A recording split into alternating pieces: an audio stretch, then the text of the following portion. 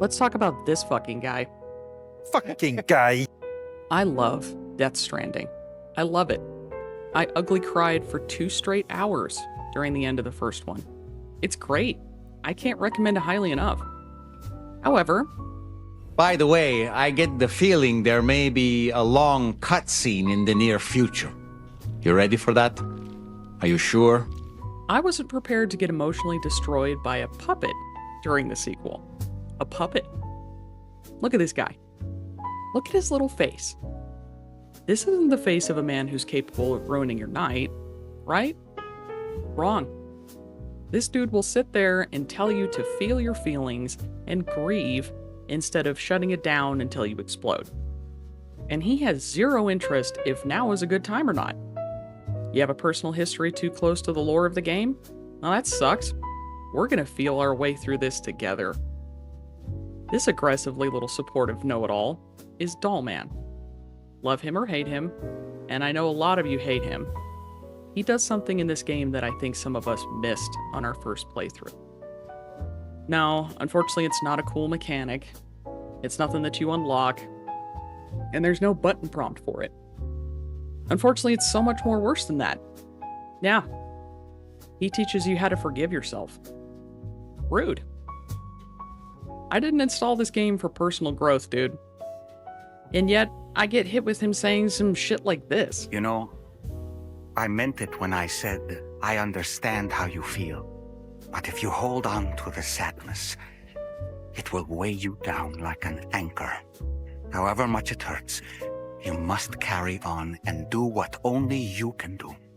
Grieve, of course. But keep moving, Sam. Then, when all is said and done, you can take stock and decide what's next. Thanks for that, Dollman. Love that. Thanks, bud. I came here to deliver packages through the end times, deal with BTs, a baby crying, the typical Death Stranding stuff. Not to be handed something I had been avoiding for the last 6 years like it was lost cargo I dropped. Then given permission to feel how much it sucks through Sam. Spoilers ahead, so for anyone who hasn't played or hasn't finished Death Stranding 2, you were warned. Sam and I both lost a child. We both blamed ourselves and let the pain of loss consume us. Yet, we both had jobs to do. Weight to carry, places to be, and Dollman was right there as a friendly voice for both of us, in a world that had previously been so silent. A lot of players complained about how much Dollman talks. I can kind of agree. He reminds you not to run over the wildlife, and when you've dropped something, and he even asks if you're alright if you fall. He also says wowza too much. And if that's not enough, turning your camera towards him in your private room can trigger up to a 2-minute long dialogue from him. In some of those moments, though, he talks about depression from an inside angle. He reminds you to shower, but it's never a command or in a way that makes you feel embarrassed. He explains the game mechanics of using the in-game shower and then gently adds, you would do well to use it regularly. He will distract you with facts about history, life, death, and even a little dance.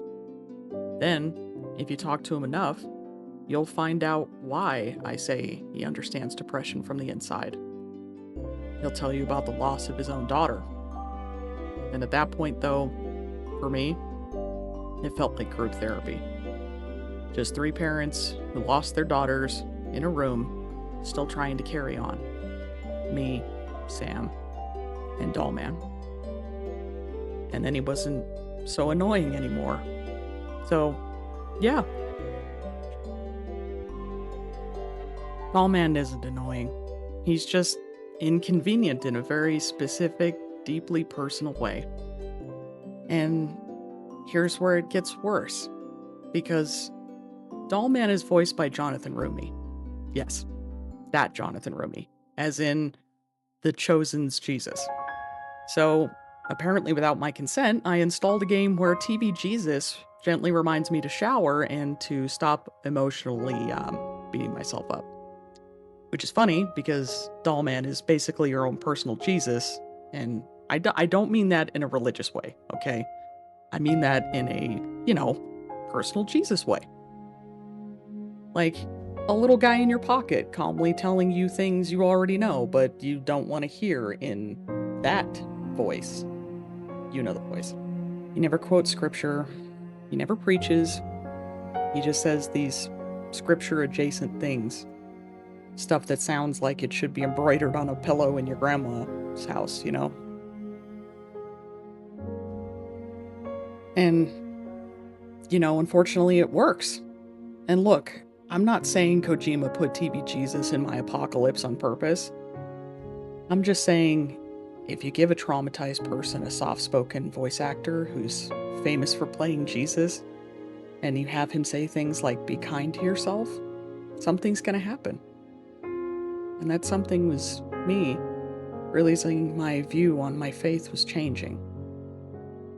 I wanted so bad to be Legend of Legends.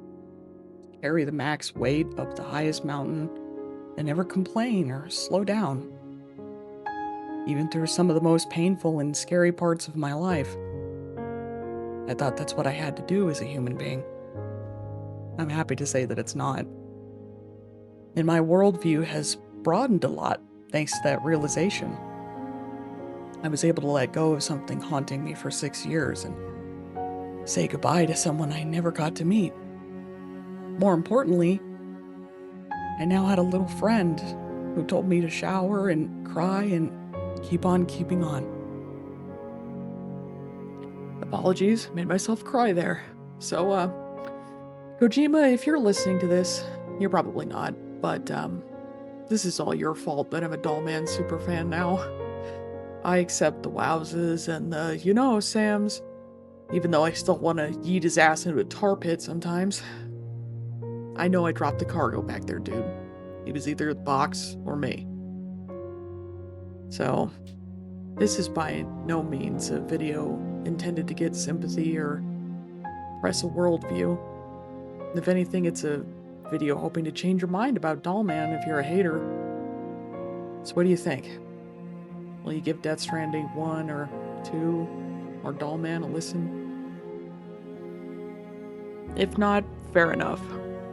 Delivering packages through rain that will age you like milk and ghosts that will drag you down into the dark abyss of nothing. It's not for everyone. But, thanks for listening to me. See you next time. Fucking guy.